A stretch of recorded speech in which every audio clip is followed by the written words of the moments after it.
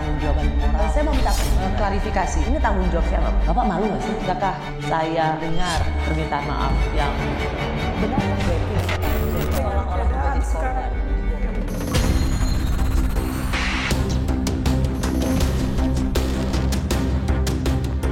Kepala otorita dan wakil kepala otorita yang baru saja dilantik.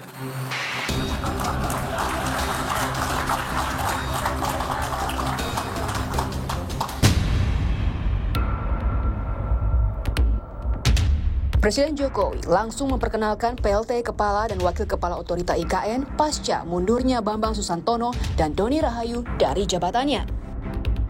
Adanya masalah serius yang membelit proyek IKN seperti kejar tayang pembangunan IKN 17 Agustus 2024 hingga pembebasan lahan warga yang tak kunjung selesai dituding jadi alasan mundurnya pimpinan otorita IKN. Presiden Jokowi memastikan pengunduran diri pucuk pimpinan otorita IKN tidak mempengaruhi pembangunan dan minat investor. Karena alasannya alasan pribadi. Dan nanti untuk Pak Bambang Susantono juga akan kita berikan penugasan baru sebagai utusan khusus. Apakah nanti ada dampak ke investor asing? Enggak. Ini hanya... Nggak ada masalah ya Pak? Enggak ada masalah. Selain persoalan IKN, sejumlah kebijakan pemerintah menimbulkan kritik dan pertanyaan di penghujung kepemimpinan Jokowi yang tinggal 4 bulan lagi. Di antaranya, persetujuan Presiden Joko Widodo memberikan lampu hijau bagi ormas keagamaan untuk mengelola konsesi lahan tambang. Salah satu ormas keagamaan disebut telah menyanggupinya. Setujukah tidak NU kita kasih konsesi tambang? Setujukah tidak? Karena itu tidak lama lagi saya akan teken iup untuk kasih PBNU karena prosesnya sudah hampir selesai. Itu janji saya kepada kalian semua. Lalu, ada juga tambahan potongan gaji sebesar 2,5% untuk tabungan perumahan rakyat atau TAPERA yang diwajibkan diikuti karyawan swasta. Sebelumnya, TAPERA hanya berlaku untuk PNS. Ini bukan iuran, ini tabungan. Tidak ada hubungannya dengan APBN. Tidak ada upaya pemerintah untuk membiayai makan gratis, apalagi untuk IKN. Ya publik kena prank presiden aja. Ini program lama namanya Baper Tarung dulu. Ya pokoknya supaya semua orang punya rumah. Gimana caranya pakai tabungan, lalu disubsidi dan seterusnya. Tapi itu tidak pernah berhasil. Karena memang di kepala kita ini orang Indonesia niatnya selalu korupsi, jadi susah. Masa pemerintahan Jokowi tinggal tersisa 4 bulan lagi. Namun, berbagai kebijakan yang disetujui justru memantik polemik di penghujung era kepemimpinan Jokowi.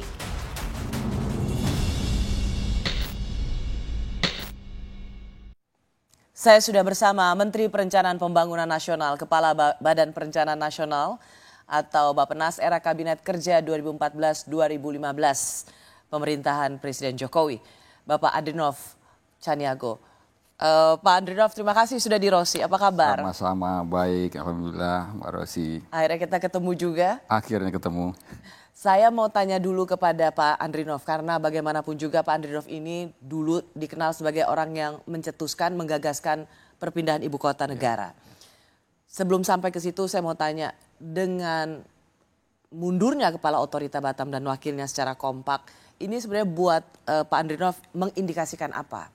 Yang jelas saya ikut prihatin sebetulnya. Ini 2 orang profesional dan memang paham ya betul soal masalah perkotaan, masalah wilayah gitu ya.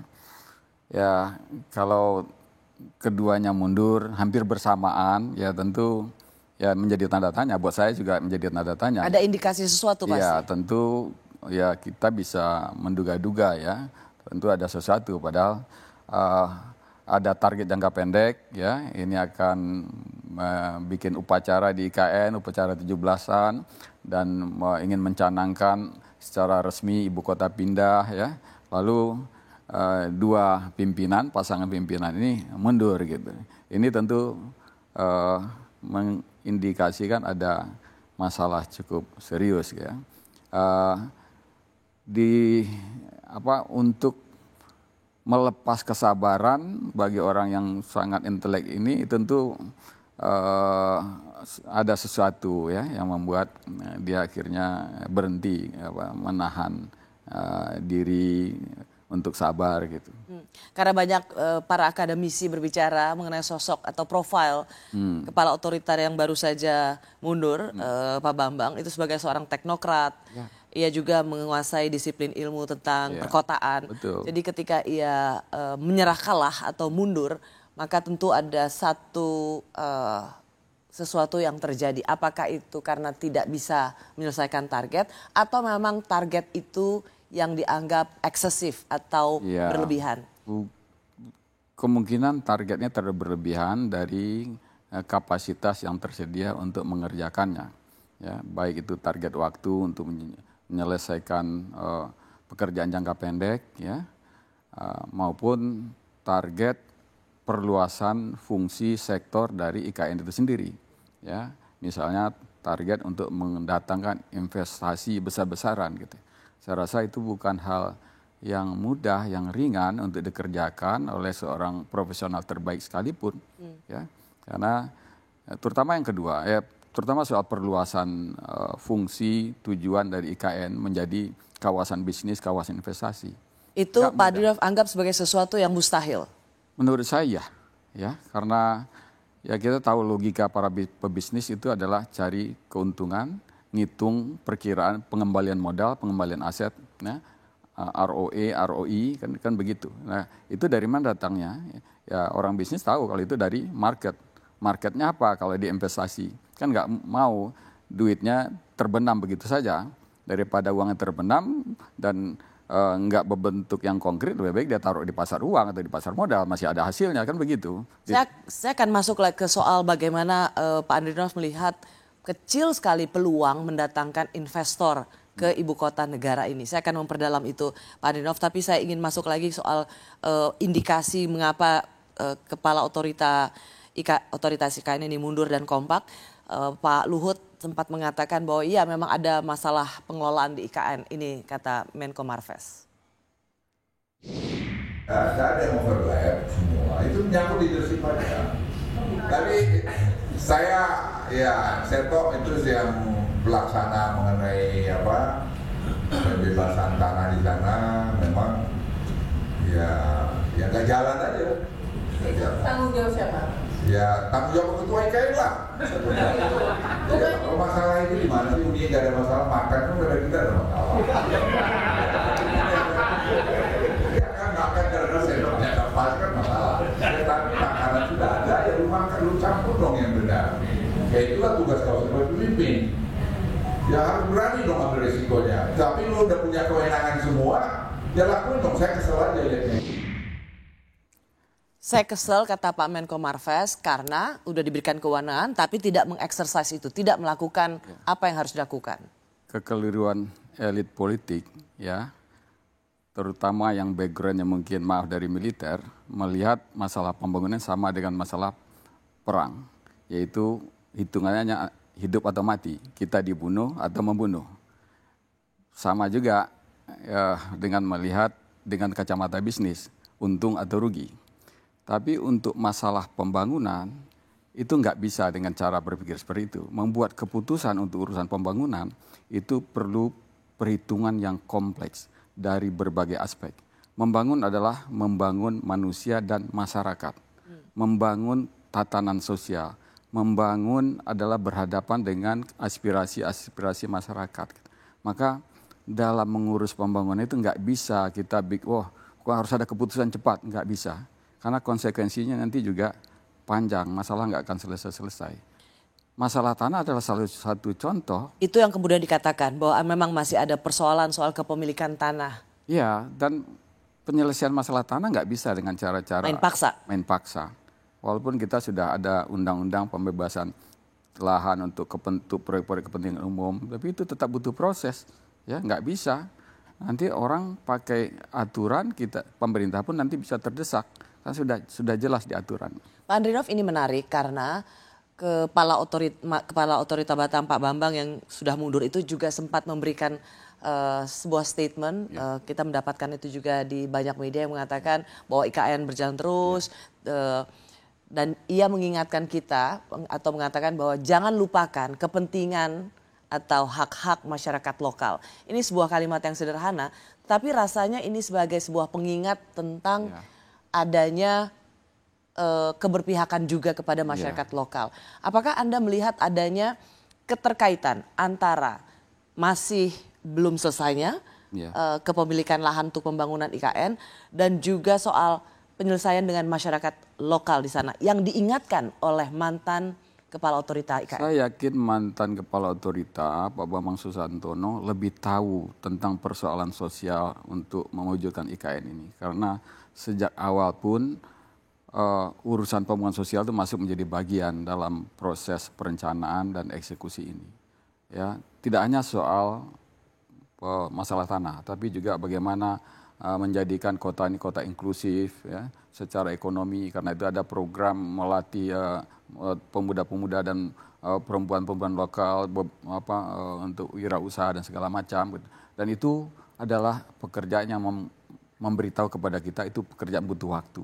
Nggak bisa dengan cara main paksa, main cepat-cepat. Maka IKN ini harus beriringan antara pembangunan sosialnya dengan pembangunan fisiknya gitu. Nah, saya rasa saya menangkap maksud dari Pak Bambang Susantono ke arah sana. Jangan sekedar mengejar target fisik, tapi ada masalah-masalah sosial yang harus ditangani secara hati-hati, secara bijak, secara edukatif, secara persuasif.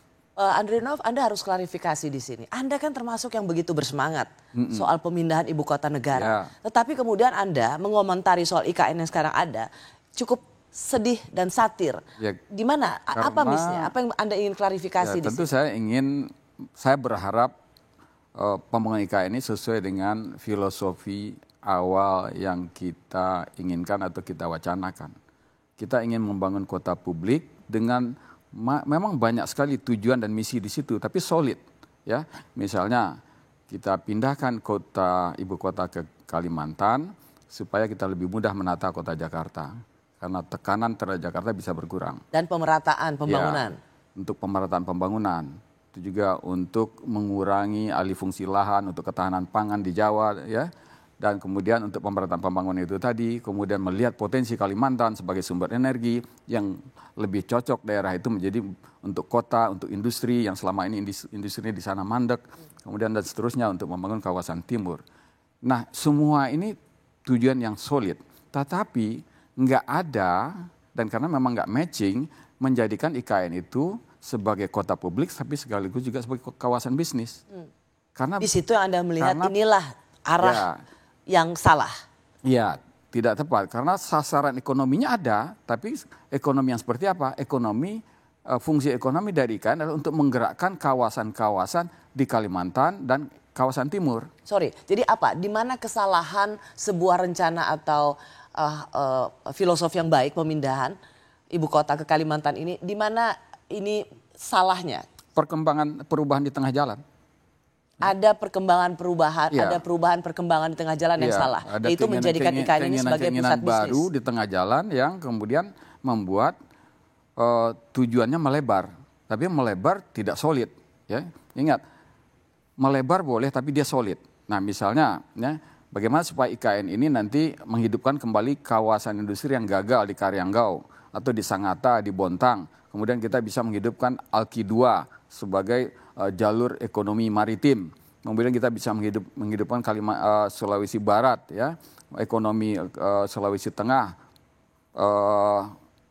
Gorontalo misalnya, dan seterusnya, nyebrang ke Maluku. Itu ya yang kita harapkan dari adanya. Tapi bukan dengan membangun baru di daerah IKN. Bukan menjadikan juga IKN sebagai pusat pertumbuhan ekonomi sendiri, pusat ekonomi sendiri. Kenapa tidak? Karena misalnya saya ingin mencoba memahami apa yang dikatakan oleh Presiden Jokowi supaya kota ini juga bisa menjadi kota metropolitan. Pertama misinya bukan itu, ya, misi pembangunannya bukan itu, karena kalau kita bicara misi pembangunan untuk membangun yang berkualitas itu keadilan, pemerataan, inklusivitas. Tapi kalau kemudian hanya menjadi kota yang eksklusif, ya, di sana zona ekonomi, kota pemerintahan juga dan tidak berefek, secara efektif mempengaruhi menggerakkan kawasan-kawasan satelit maupun kawasan-kawasan lain. Bukan itu. Ya. Tujuan besar kita kan untuk pemerataan antar wilayah. Tetapi bagaimana sebagai the new city? Yang Bukankah itu sebuah visi yang baik? Itu yang pertama soal ini ya, soal penyimpangan visi misi ya. Yang kedua tidak realistis. Mengundang investor besar untuk masuk ke sana, apalagi dalam waktu dekat. Tapi mungkin saja nanti di pertengahan 10 tahun kemudian melihat, wah kawasan Kalimantan ini sudah makin bergerak, maka ada kawasan penunjang yang disiapkan di bagian dari IKN itu menjadi tempat masuknya investor besar dan menengah. Pak Andrinov, jadi kalau selama ini kita mendengar bahwa banyak investor yang akan masuk, investor luar akan masuk di IKN? Ya, tapi menurut Anda? Itu kan itu sesuatu yang real atau apa? Pernyataan-pernyataan seremonial aja menurut saya. Ya, kalau konkretnya kan harus kita lihat. Jadi persisnya kalau misalnya banyak sekali yang tertarik dengan IKN. Ya, bukti konkret tertariknya itu kalau sekedar pernyataan tertarik itu kan artinya bisa macam-macam. Ya, sekedar orang menyatakan berminat, saya tertarik. Tetapi yang konkretnya kan tidak hanya itu. Ya, dia harus menunjukkan ya, penyetoran modalnya, penempatan uangnya, kemudian... Sederhananya pertanyaan saya yang bisa Anda jawab benar atau bohong, kalau misalnya mengatakan banyak sekali investor asing yang ingin masuk ke IKN, itu fakta atau bohong? Yang jelas nggak ada bukti. Tidak ada bukti investor asing mau masuk ke IKN? Ya, belum ada bukti konkret investor itu tertarik, sudah menanamkan kakinya di sana. Ya, yang ada... yang mereka pernah menyatakan tertarik menambah investasi di tempat lain, di Vietnam, di negara ASEAN lainnya, di Asia Selatan. Presiden Joko Widodo menargetkan upacara 17 Agustus dilaksanakan di IKN, tapi Jakarta juga menyiapkan skenario kedua untuk upacara peringatan 17 Agustus mendatang. Ada apa dengan skenario ini? Jadi investasi di Ibu Kota Nusantara ini adalah membeli masa depan. Kalau Bapak Ibu melihatnya sekarang yang infrastrukturnya belum siap, ya mungkin bayang, wah jauh sekali, sangat jauh. Tapi kalau dua infrastruktur tadi selesai, airportnya selesai, tolnya selesai, akan berubah total. Karena biasanya kalau beli tanah di Jakarta bisa 100 sampai 200 juta per meter. Di sini sampai hari ini masih 400 sampai 800 ribu. Tapi hati-hati, mungkin minggu depan sudah berubah. Karena demandnya, permintaannya semakin hari semakin naik terus. Jadi saya nggak bisa menjamin harganya masih tetap seperti itu. Saya masih bersama mantan Menteri Perencanaan Pembangunan Nasional, Kepala Bappenas yang pernah menjadi Direktur Eksekutif Lembaga Survei dan Opini Publik, Cyrus Surveyors Group, Bapak Andrinov Caniago. Pak Andrinov tadi jelas, beli IKN, Pak Jokowi selalu mengatakan beli IKN adalah membeli masa depan. Dan belilah tanah sekarang karena masih murah, nanti ke depan akan lebih mahal karena di sini memang masa depan itu berada. Berarti kalau Pak Andrinov melihat bahwa ini sudah melenceng, jangan-jangan Pak Andrinov yang tidak mampu memahami visi Presiden membangun ibu kota negara baru. Anggaplah itu iya ya. Tapi begini, kita ingin membangun kota publik dengan mudah dan terencana dengan baik sebagai kota pertama yang didirikan oleh negara Republik Indonesia. Bukan kota warisan kolonial yang ditambah-tambah. Cara untuk mewujudkan itu, kota yang terencana baik, itu dibangun di atas lahan yang relatif kosong milik negara. Dan kita punya itu. Nah, tujuannya adalah untuk mewujudkan kota yang ideal, kota kelas dunia. Tetapi bukan untuk menjadi kota bisnis. Ya, yang nanti kalau sudah jadi kota bisnis, maka tujuan publiknya pasti akan tergerus. Karena namanya pebisnis, dia akan minta syarat-syarat tertentu yang nanti akan bertabrakan. Itulah contoh kota-kota swasta yang kita bangun di tahun 80 atau kita izinkan membangun. Ya, di mana nggak ada rumah susun di situ, nggak ada transportasi publik, apalagi LRT dan segala macam ya.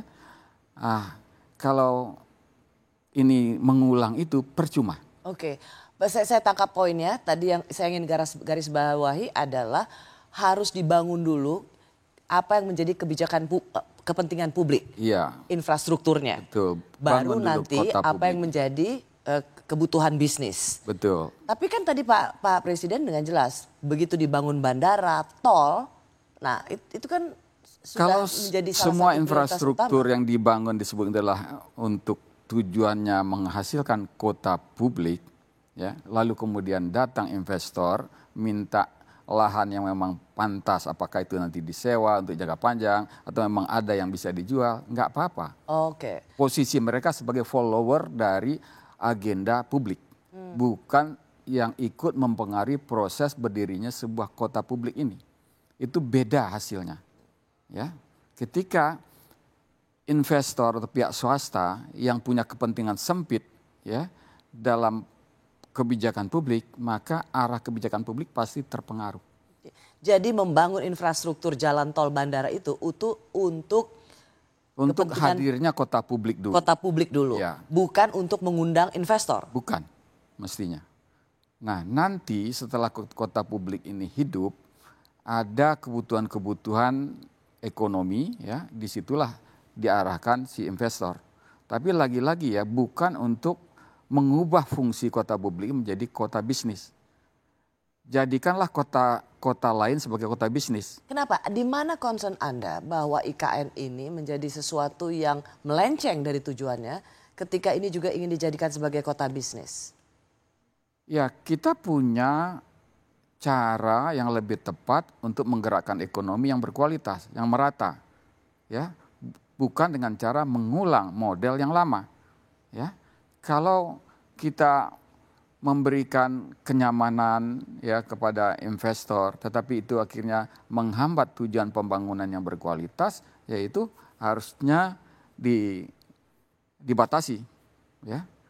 Nah, kita punya peluang sebetulnya untuk menggerakkan ekonomi dan kita butuh menggerakkan ekonomi di berbagai wilayah. Ya, bukan hanya membuat konsentrasi baru atau tambahan konsentrasi pada segelintir wilayah. Ya. Nah, tujuan kita membangun kota ini adalah ya untuk menstimulasi munculnya bergeraknya pusat-pusat pertumbuhan ekonomi di kawasan timur dan Kalimantan itu. Idealnya seperti itu. Pak Andrinov. Kita punya potensi banyak di Kalimantan, di kawasan timur termasuk Sulawesi. Itu yang harus berdampak dengan adanya IKN ya, lebih ini. baik mendorong lahirnya kota-kota kecil, menengah di tempat lain, tetapi ya bisa direncanakan dengan fungsi ekonominya masing-masing.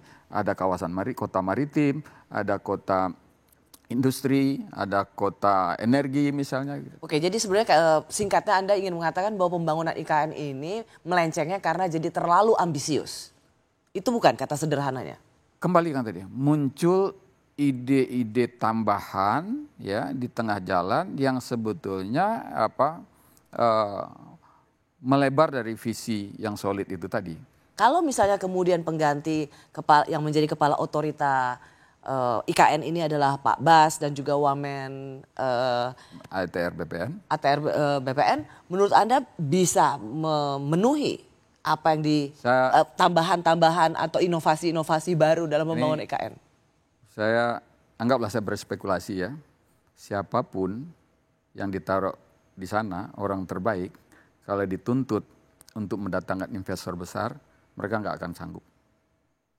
Apalagi untuk jangka pendek.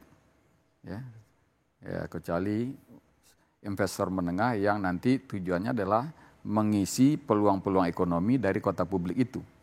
Bukan memasukkan fungsi baru dari IKN sebagai kawasan ekonomi. Jadi untuk Pak Bas, selama untuk pembangunan fisik infrastruktur Anda yakin pasti bisa. Tetapi ketika itu ditambahkan tugasnya menjadi juga untuk mendatangkan investor, menjadikan ini sebagai kota bisnis, siapapun tidak akan bisa melakukannya. Berat. Ya. Nggak mudah mendatangkan investor ya yang tadi punya logika yang sudah umum ya. Pak Andrinov, tapi kita dari dulu mendengar bahwa kita mau masuk ke 17 Agustus. Kita mendengar bahwa sejak awal perayaan 17 Agustus ini akan menjadi semacam milestone atau showcase bahwa IKN siap untuk dicanangkan begitu setelah groundbreaking dalam beberapa aspek. Tapi kemudian pejabat Gubernur DKI Pak Heru mengatakan bahwa akan ada skenario kedua. Apakah memang perayaan yang memang direncanakan cukup megah di IKN dengan adanya pengunduran diri kepala otorita IKN dan lahan yang belum, adanya keterlambatan dalam pembangunan, maka memang skenario yang kedua ini perlu ada, memang masih ada isu di IKN ini. Ya, itu biasa dalam manajemen risiko ya. Ketika ada perkembangan itu menyiapkan opsi kedua. Dan kalau itu dilakukan biasanya memang ada mungkin perkembangan baru yang perlu diantisipasi untuk dengan skenario kedua itu. Berarti perencanaan awal bahwa 17 Agustus di KN yang memang kita semua memproyeksi ini akan bagus banget, keren. Dan ada meskipun manajemen resiko mitigasi perlu ada second backup, itu kan berarti memang ada sesuatu yang tidak tercapai target dan rencana untuk 17 dan Agustus. Itu menurut saya karena beban yang berlebihan karena bercabangnya misi dari IKN itu. Kalau seandainya pembangunan diarahkan untuk membangun kota publik dan menyiapkan upacara seremonial 17 Agustus, saya rasa itu lebih realistis kemarin. Tetapi karena bersamaan dengan persiapan itu ada beban-beban untuk menyelesaikan masalah pertanahan dalam rangka melayani investor, di situ saya rasa itu yang menjadi beban bagi kepala dan wakil kepala otorita ini. Sehingga persiapan untuk upacara 17-an pun agak terganggu dan kemungkinan mungkin tidak sesuai dengan apa yang dibayangkan gitu. Nah, karena itu muncul skenario kedua. Pak Dinov, untuk bagian soal IKN ini hari Kamis tanggal 6 Juni Pak Basuki itu raker dengan Komisi 5 DPR dan kemudian memang banyak sekali concern yang dikemukakan soal ini akan jalan atau tidak. Bahkan salah seorang anggota DPR mengatakan perlu Bandung Bondowoso untuk menyelesaikan IKN. Apakah spektrum insting Anda juga sama dengan anggota DPR yang merasa bahwa IKN ini tidak akan jalan seperti apa yang dicanangkan atau digembar-gemborkan sebelumnya? Saya pakai perhitungan rasional aja, nggak perlu pakai insting. Kalau ingin membangun proyek pembangunan fisik prasarana-sarana sebesar itu, memang nggak bisa selesai dalam 3 tahun. Bahkan 5 tahun pun mungkin nggak bisa tuntas semua. Jadi boleh saja ada percepatan secara selektif memilih pembangunan fisik tertentu. Tetapi kalau targetnya harus selesai misalnya 2025 semua kantor pemerintahan, itu memang tidak realistis. Mungkin dari situlah muncul pertanyaan. Maka kalau kita mau realistis ya kembali. Kan sudah ada di lampiran undang-undang ibu kota itu. Ini dibangun secara bertahap 5 tahun sampai ke tahun 2045. Nah, kenapa nggak berpedoman kepada itu saja? Kalaupun ada yang bisa dipercepat, yang realistis. Apa misalnya, dahulukan 5 kantor Menko, Istana Presiden, Wakil Presiden, tambah ini, tambah itu, dalam 3 tahun, itu masih masuk akal. Toh secara finansial, secara fiskal juga masih bisa dikelola. Dengan anggaran 25-30 triliun per tahun itu kan cuma 1% dari APBN. Itu masih bisa diakomodasi di APBN. Meskipun awalnya sempat dikatakan oleh Pak Presiden pembangunan IKN ini tidak akan menggunakan APBN. Mungkin salah ngomong kali Presiden. Selain IKN, kebijakan Presiden Jokowi yang menyetujui konsesi tambang untuk ormas keagamaan dikritik karena berpeluang menyimpang dari undang-undang dan hanya memperkaya sekelompok orang. Bagaimana tanggapan mantan Kepala Bappenas Andrinov Caniogo?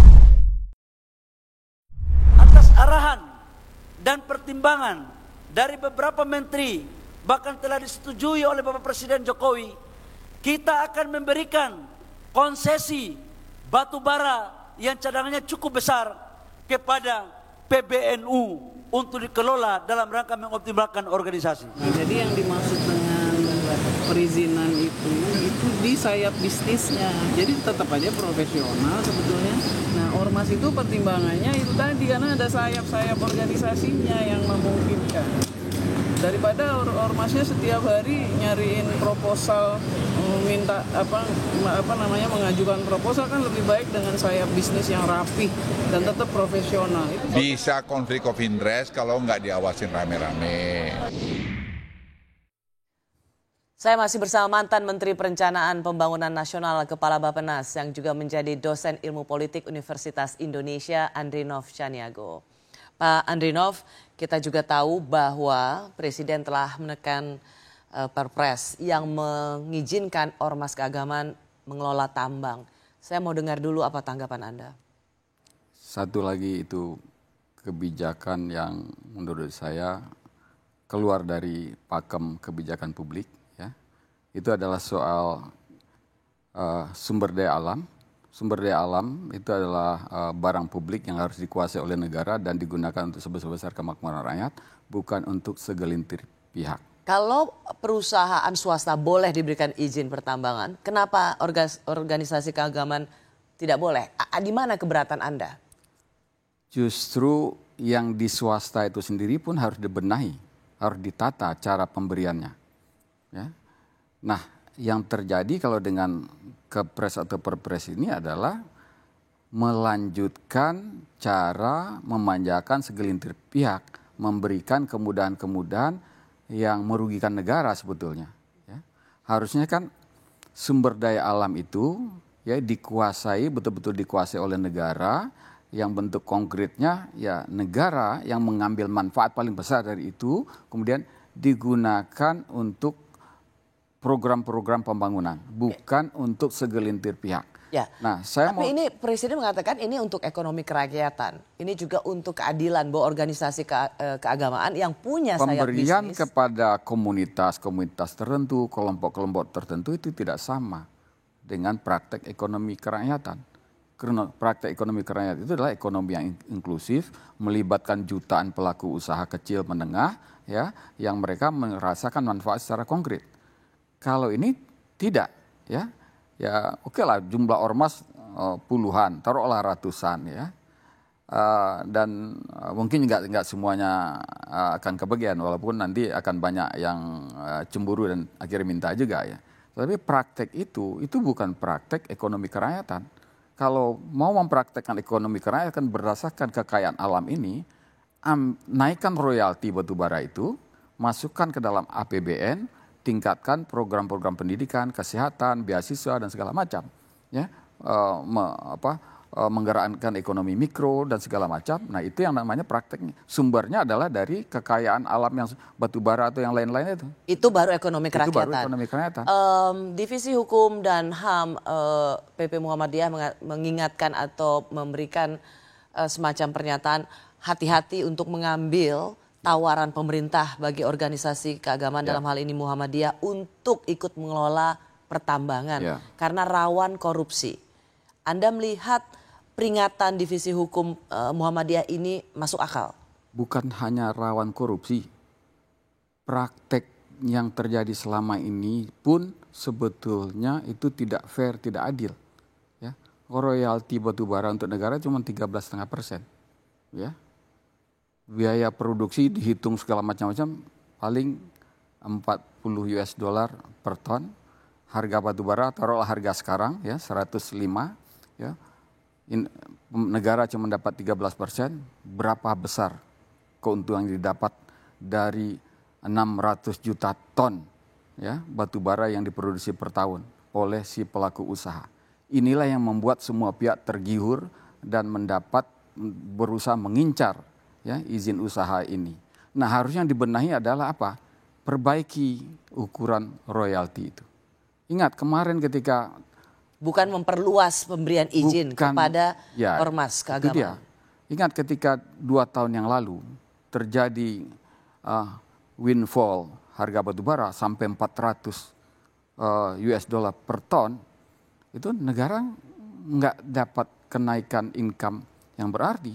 Padahal kalau ketika itu dilakukan pajak progresif, lebih dari 1.000 triliun negara dapat tambahan penghasilan. Pak Andrinov, saya ingin masih fokus soal mengapa banyak yang mempertanyakan izin tambang untuk organisasi keagamaan ini.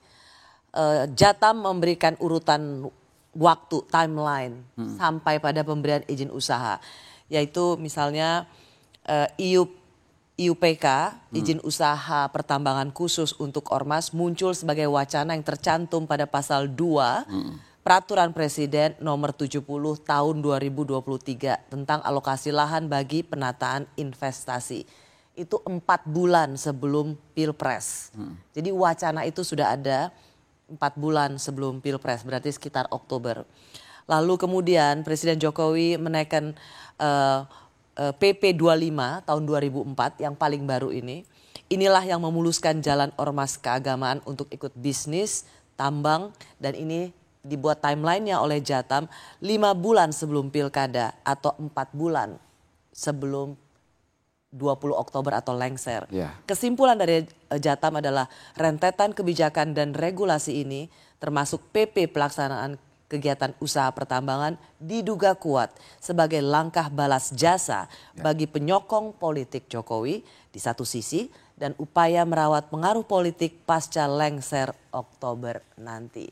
Saya membawa kehitungan-hitungan porsi royalti itu tadi untuk menunjukkan betapa selama ini komoditas ini, khususnya batu bara ini adalah sumber untuk menjadi kaya raya bagi para pemegang izin usaha tersebut. Nah sekarang kita bisa lihat siapa saja yang dapat itu, ya. Kemudian siapa yang kemudian juga pengen dapat itu, ya. Dan karena ini sudah diketahui bahwa sumber kaya raya, sumber untuk menjadi kaya raya, maka ini adalah material yang bisa dijadikan konsesi, imbalan atau untuk barter kepada pihak-pihak tertentu yang bisa memberikan dukungan politik. Ya. Barter, Anda bilang ini jadi hampir serupa dengan apa yang dikatakan atau menjadi dugaan oleh Jatam bahwa ini adalah hanya ini bagian dari barter yaitu balas jasa gitu. Ya praktek ini sebetulnya kan sudah ini perluasan saja dari apa yang terjadi selama ini. Ya.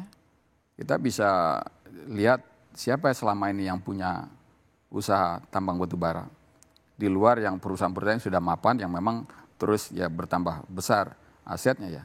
Tapi kemudian yang dapat lagi, yang dapat bagian itu siapa? Oke, kalau gitu poin keberatan utama Anda kalau izin usaha pertambangan ini yang mana tadi Anda bilang justru itu yang harus diperbaiki. Ya. Dikoreksi bukan dengan menambah atau membagi-bagi. Tapi ini diberikan kepada organisasi keagamaan. Apa itu concern terutama Anda? Pertama secara bisnis itu bukan urusannya ormas. Ya, oke secara bisnis dulu. Ya, ini bisnis tambang seharusnya betul-betul diterapkan dengan prinsip good corporate governance, adil, transparan dan sebagainya. Ya. Dan bertanggung jawab pada lingkungan. Dan bertanggung jawab. Ya. Itu bukan urusannya ormas selama ini. Oh bisa saja kemudian ormas bikin perusahaan. Kemudian sayap bisnis. Ya, kemudian magang dengan perusahaan yang sudah mapan di situ. Ya, iya gitu. Ya, tetapi akan muncul masalah lain. Buat saya yang lebih mendasar adalah masalah filosofi, masalah konstitusi. Ini membuat makin menyimpangnya penerapan pasal 33 ayat 3, di mana bumi, air, dan kekayaan alam yang dikandung di dalamnya dipergunakan sebesar-besar untuk sebesar-besar kemakmuran rakyat. Tapi dalam prakteknya selama ini, inilah yang harus dikoreksi untuk sebesar-besar kemakmuran segelintir pihak, ya. Cara ngitungnya gampang aja, lihat aja, share keuntungan pendapatan, bagian pendapatan antara negara dan yang punya usaha itu. Nah, kita semua pasti tahu lah, gimana kaya rayanya dalam sekejap orang yang punya izin usaha tambang itu, gitu. Dan harus inilah yang dikoreksi, ya. Cara koreksinya bisa memperbesar peran BUMN dengan penerapan good corporate governance. Jadi buat Anda yang paling penting. Cara kedua bisa naikkan royalti atau terapkan kebijakan royalti progresif. Jadi misalnya ada sayap bisnis organisasi keagamaan sekalipun yang memiliki kemampuan mumpuni untuk pertambangan, Anda nggak percaya? Kalau ada sayap bisnis ormas keagamaan. Bisa Ya, lakukan gunakan sayap utama. bisnis itu bukan untuk melanggar konstitusi. Ya, poin saya di situ. Berbisnislah di tempat yang etis, ya, yang sesuai dengan konstitusi. Itulah yang harus diajarkan oleh ormas-ormas, apalagi ormas keagamaan. Itulah yang harusnya dianut. Bukan ikut-ikutan memperburuk perlakuan terhadap pasal 33 ayat 3 yang harus diluruskan sejak lama. Begitu. Justru unit bisnis ormas keagamaan harus mengajarkan berbisnis Dengan benar. Dan ada taubat lingkungan. Iya. Atau betul-betul memperlihatkan nggak hanya lingkungan ini, tapi pembagian hak secara tidak langsung bagi rakyat, yaitu melalui penguasaan oleh negara yang benar proporsinya. Gitu. Bukan untuk kemudian kewenangan negara dijual belikan, diobral untuk mendapatkan imbalan politik. Secara singkat, jadi menurut Anda pemberian ini izin tambang pada ormas, apa penjelasan singkat Anda? Ya, kalau saya lihat, kalau kita dengar pernyataan saudara Bahlil, ya, itu jelas muatannya politik, ya, memberikan janji kepada suatu kekuatan politik, ya, kekuatan politik itu bukannya partai, ormas itu kekuatan politik, ya, dalam real politik itu adalah kekuatan politik, ya, tentu memberikan janji itu untuk mendapatkan imbalan politik juga, ya. Saya melihat di situ.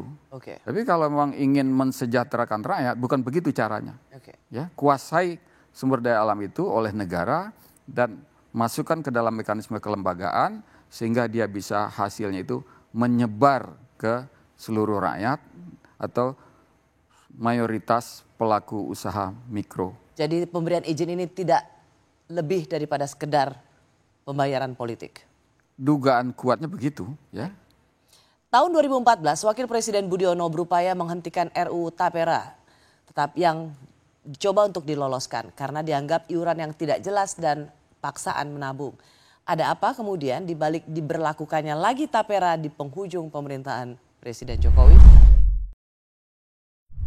Tapera ini bukan potong gaji atau bukan iuran. Tapera ini adalah tabungan. Di dalam undang-undang memang mewajibkan. Jangan sampai terjadi seperti Asabri. Asabri waktu itu saya menjadi Panglima TNI, saya nyentuh saja nggak bisa. Nempatkan orang aja nggak bisa. Akhirnya saya jengkel itu. Nah ini dengan dibentuknya komite ini saya yakin nanti akan pengelolaannya akan lebih transparan, akuntabel, nggak bisa macam-macam. Ya, karena semua bentuk-bentuk investasi yang akan dijalankan akan pasti akan dikontrol dengan baik. Minimum oleh para komite dan secara umum oleh OJK. Saya masih bersama mantan Menteri Perencanaan Pembangunan Nasional, Kepala Bappenas yang menulis buku Gagalnya Pembangunan, Membaca Ulang Keruntuhan Orde Baru, Bapak Andrinov Caniago. Tapera ini kalau kita ingat, dulu di masa transisi juga 2014 ketika Pak SB presiden, wakil presidennya Pak Budiono, menteri keuangannya Khatib Basri, sudah dibahas di DPR. Itu sebenarnya usulan pemerintah, tapi kemudian pemerintah justru balik badan di masa transisi waktu itu. Artinya ini sebuah kebijakan yang mau dilaksanakan tapi tiba-tiba justru dibatalkan sendiri oleh pemerintah. Waktu itu yang saya tahu Pak Bud melihat bahwa ini memang nggak visible. Meskipun kemudian DPR pada waktu itu marah kepada pemerintah. Nah kalau ini mau dilanjutkan lagi di masa transisi di era Pak Jokowi yang sebentar lagi akan berakhir. Apa yang lebih sempurna dibandingkan taperanya Pak SB, Pak Budiono di 2014 lalu? Ya, ini kan sama saja dengan kebijakan-kebijakan yang pernah ada, yaitu yang menggunakan instrumen keuangan atau instrumen pembiayaan ya untuk kebijakan perumahan. Dan dalam sejarahnya ini tidak pernah efektif, ya karena masalah perumahan itu bukan di situ, ya bukan soal pembiayaan tok, ya bahwa bagi masyarakat atau konsumen ya soal pembiayaan, tetapi sumber atau masalah utamanya itu bukan diatasi dengan cara subsidi, dengan mengumpulkan dana, bukan juga dengan bunga 0%, bukan juga. Kenapa nggak bisa Pak Andrianov? Sebab utamanya itu masalah perumahan ini adalah harga rumah oleh masyarakat berpenghasilan rendah itu tumbuh lebih tinggi dari pertumbuhan penghasilan masyarakat berpenghasilan rendah. Ya. Nah, Sebentar, pelan-pelan. Sebentar. Ya, apa? Kalau terkumpul uang yang dari tabungan 2,5% itu, ya, itu pun tidak akan cukup untuk bayar DP atau untuk beli rumah di. Jadi yang ingin Pak Andrianov katakan adalah pertambahan atau pertumbuhan gaji untuk iuran itu tidak akan cukup dengan pertambahan atau kenaikan nilai rumah. Kenaikan harga rumah. Harga rumah. Jadi berapapun yang akan diiurkan atau tabungan warga itu nggak akan mampu melunasi DP rumah gitu kan. Apalagi kalau uangnya muter dulu. Dikumpulin, nanti kemudian dipilih proyeknya di mana gitu kan. Sementara ini uang dipungut dari semua ASN, plus lagi kalau ini jadi ya dari semua pegawai swasta. Gitu.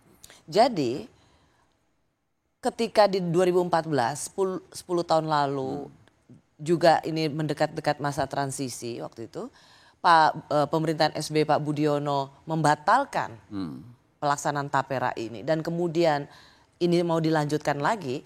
Sebenarnya tidak ada yang baru ya, kan logikanya berpikir bahwa ini ada penyempurnaan dari apa yang dilakukan di zaman Pak SBY. Nggak ada, kan sama aja, ngumpulin uang dari iuran atau pungutan, ya, kemudian nanti uangnya di pool, ya, lalu digunakan untuk membiayai kebijakan.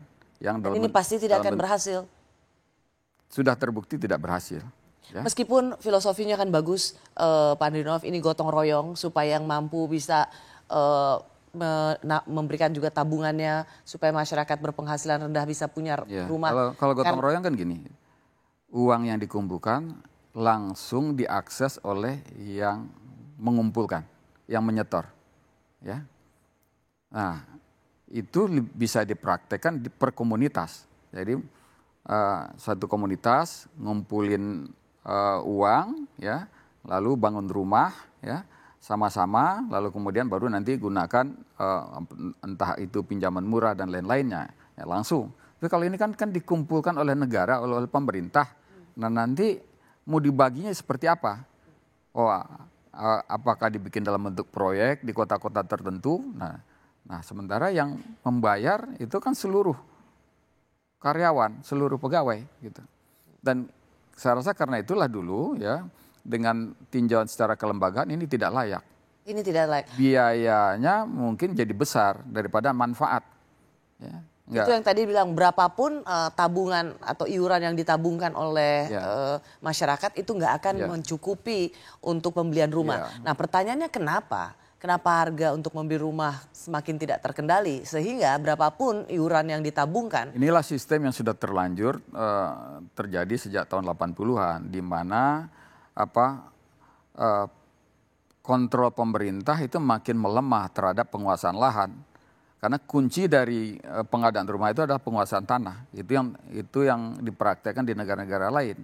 Ketika tanah tidak dikuasai, khususnya tanah untuk perumahan yang tidak dikuasai oleh negara, maka harganya akan ikut mekanisme pasar. Sementara pasar ini kan terdistorsi oleh pelaku-pelaku bisnis besar. Nah itulah yang kemudian menggerek terus harga rumah itu naik, sementara pertumbuhan pendapatan masyarakat bawah itu nggak seimbang, nggak makin tidak terkejar. Karena itulah terjadi backlog sampai 13 juta gitu. Itulah harga yang harus dibayar ketika negara tidak menguasai lahan untuk perumahan rakyat. Maka solusinya sekarang bagaimana caranya negara itu menguasai lahan-lahan yang dibutuhkan atau menyediakan lahan-lahan yang dibutuhkan untuk pembangunan perumahan. Ya, itu kan ada yang sudah di tangan negara, misalnya milik BUMN, milik BUMD, kemudian itu arah dari bank tanah. Ini bank tanah ini bukan buat nabung, tapi menyiapkan tanah yang nanti diperkirakan akan menjadi kawasan perumahan untuk perumahan rakyat. Oke. Nah, arahnya lebih baik ke situ. Hari Kamis ini Pak Andrianov tanggal 6 Juni ini baru sekali rasanya dari begitu banyak isu antara pelaku bisnis dan tenaga kerja, kali ini pelaku bisnis, pengusaha dan buruh itu bersatu sama-sama menolak tapera. Ya. Ini isu yang menyatukan pengusaha dan buruh. Menurut Anda, apakah memang tapera ini harus ditolak? Menurut saya kalau sesuatu yang tidak visible, tidak direncanakan dengan baik, lebih baik ditunda atau ditunda dihentikan. atau memang ditolak? Kalau sudah terbukti tidak visible, lebih baik dibatalkan, dicabut. Ya, sama dengan yang tadi untuk izin tambang untuk ormas keagamaan. Kalau itu kan menyimpang secara ideologis, menyimpang dari konstitusi. Anda penulis buku yang berjudul Gagalnya Pembangunan, membaca ulang keruntuhan Orde Baru. Kita melihat dalam 1 minggu ini begitu banyak kebijakan yang keluar dan menimbulkan kontroversi, polemik yang gaduh. Dan ini tidak pernah terjadi di masa transisi sebelumnya. Menurut Anda, apa yang sedang terjadi? Dugaan saya makin kosongnya peran think tank di sekitar presiden. Orang yang mau memberikan advice yang akademik, yang rasional, yang objektif. Ya, mungkin saja mereka tahu itu tapi tidak mau menyampaikan apa adanya. Sehingga presiden makin lepas kontrol, makin berjalan dengan bayangan-bayangan atau impian-impian beliau sendiri gitu. Nah, padahal ini kan tidak baik. Ya. Karena ya kita akui 8 sampai 9 tahun terakhir itu kinerja beliau bagus, ya. Membuat sebagian besar masyarakat Indonesia puas, tetapi dalam sekian bulan ya, di tahun terakhir banyak sekali kebijakan-kebijakan yang tidak visible yang dilontarkan dan dikeluarkan secara sah ya, lewat peraturan presiden, lewat kepres ya, dan sebagainya. Nah, jadi kita tinggal berharap semoga Pak Presiden Jokowi ya meninjau sendiri apa yang dilontarkan itu, apa yang dikeluarkan itu. Jangan terlalu terpengaruh oleh orang-orang tertentu yang ya tidak mau bicara apa adanya, tetapi punya interest tertentu, ya, atau mungkin dalam rangka ya untuk tujuan-tujuan sempit, pragmatis dan oportunis. Baik, terima kasih Bapak Andrinov Caniago. Sama-sama, Boris. Terima kasih sudah menyaksikan Rosi. Saya Rosiana Silalahi. Sampai jumpa Kamis depan. Tetaplah di Kompas TV, independen, terpercaya.